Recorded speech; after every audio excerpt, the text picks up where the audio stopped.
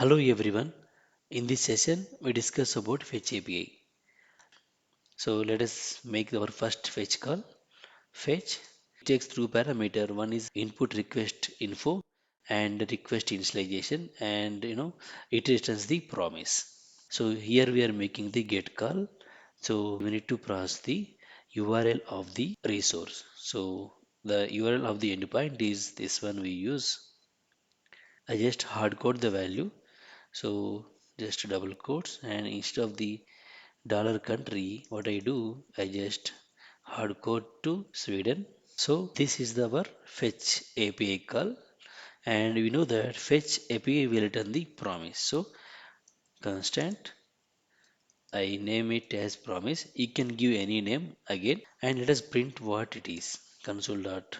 Let's save it. We can see that it is promise and it is in pending, and you can see the promise state is fulfilled and the promise result is response. Here we can see that promise result is response. So the type is response and it is having the body. We know that this is the getter. We discussed about getters and setters in our one of the video defined property of object. So when you click on it, it will just invoke. You can see it is readable stream. So the fetch API returns the promise, which is nothing but a readable stream. And we can see some other important properties like whether the call is successful or not, like status 200 means it is successful. So now let us see how to consume the promise.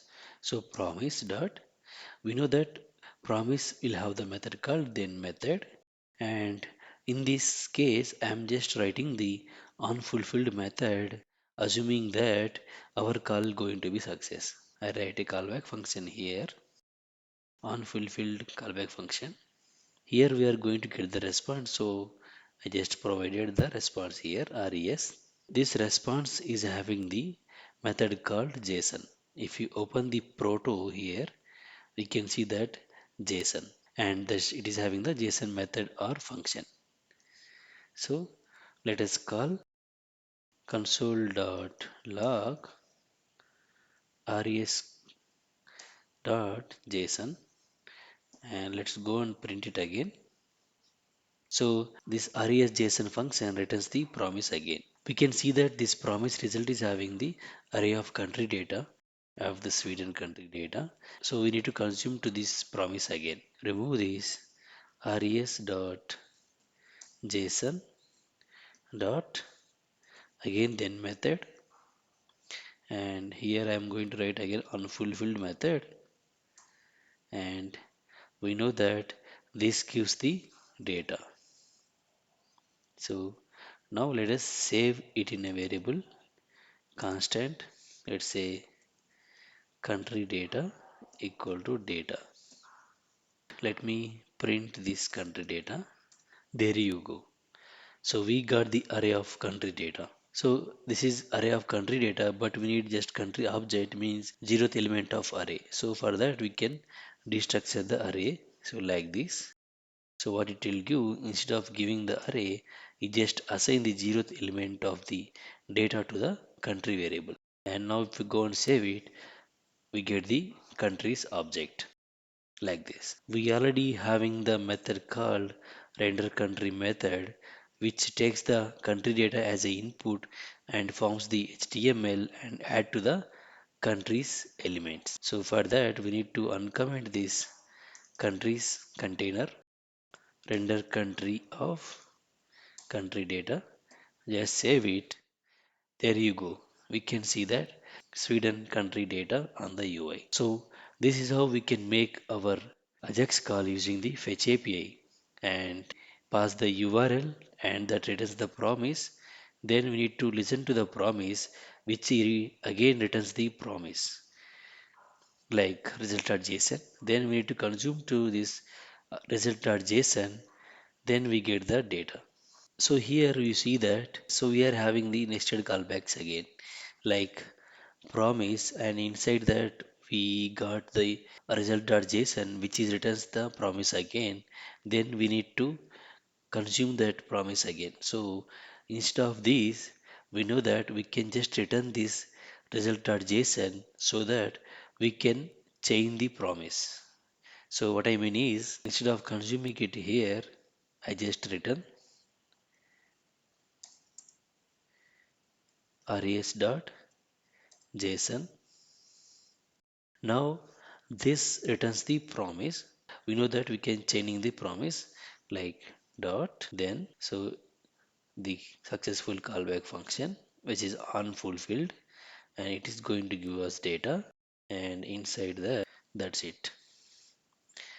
So this is how we can avoid nested callbacks, and we can chaining the promises. Like here we return the promise and then again we consume to the promise, and here we form the country data.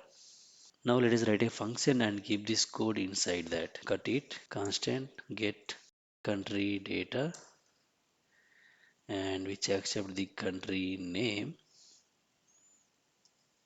and inside that you put it, and take this country and change it to ticks the ACX way, so that we can pass the country name instead of concatenation. This is very simple one. Now save it. So missing initializer in constant declaration. Okay, sorry. This should be function. Just format it. Now here make the get country data Sweden. There you go. So we got the Sweden data. Now let us see how we can get rid of the callback hell using the fetch API. In our previous session where we were discussing about the XML HTTP request, first we made the country data, and after making the country data we got the country codes like neighboring country codes, and using that we made one more call to get the neighboring countries, and that was inside the callback function of the countries data. So that was nothing but a so that was introduced the callback hell. Now let us see how to avoid that callback hell using the promise and fetch API. So now here we got the country data. We know that this country data is having the borders. Just copy that border data. So constant borders data dot borders. So here border data dot borders, and this data nothing but here country data. After that we made this call. So by passing the border. Instead of XML HTTP request, here we need to make the fetch request. So fetch and the URL. So here we are passing the border ID.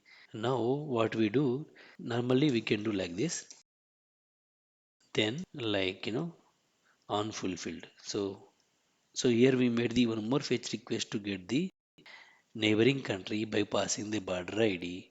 Then we are consuming into it.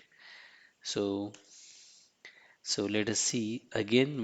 We know that this res will have the function called JSON, and that returns the promise again. So what we need to do here, result dot JSON, and it returns again the promise. So let's say data render country of data. Save it. So now we got the Sweden and Finland. So this is how we return the code for the XML HTTP request. Like first we get the country data, and then using country data we got the borders, and then we made another XML HTTP request inside the same place. But we don't want to do that. We'll just return this fetch from here. So return fetch from here. So that means we are not going to consume it here, just cut it. So now this fetch promise, so we need to consume that promise here. So just copy paste it. Instead of consuming the promise here, we just return the promise from here, and after that we are consuming into it. So now here again res json is there. So what we can do here again is just cut this and return res.json, which again returns the promise. Go and see, we see the same result.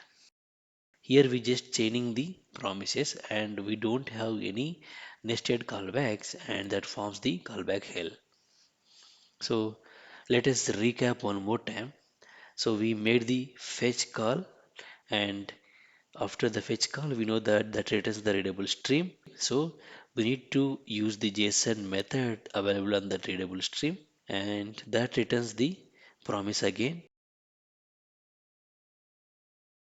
After getting the country data, we know that country data will have in the borders IDs. So using the border, we made one more fetch call. Instead of consuming it in the same function, like same this then method, we just return the promise from here, and we just chaining the promises. Like we are just consuming it outside, so that our code is clean and neat. Also, we avoided the callbacks. This is about Fetch API, and in our next sessions, we'll see how to handle the errors that return from the Fetch API and more. Thank you for watching. If you have any doubts, please ask me in the comment section. Please subscribe to our channel.